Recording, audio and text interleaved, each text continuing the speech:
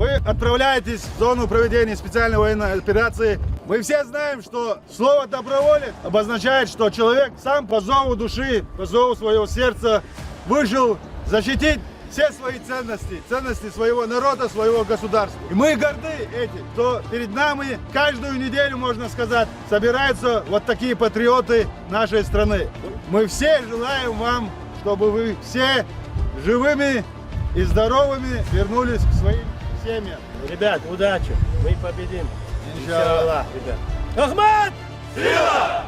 Аллаху Акбар!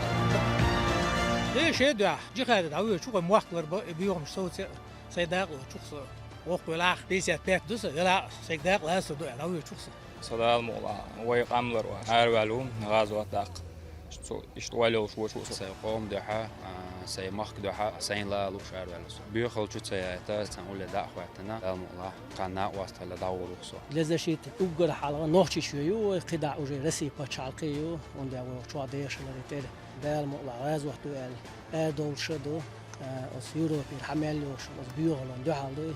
Sayılar mevcut bu ve dinlerde ve paçakları işler devledu yumuş ve soğuk seyir oda mola. Ey o kogi o da malı gerzestek o şimşedeki doğrusu ve paç olat da şedeki suna deri sol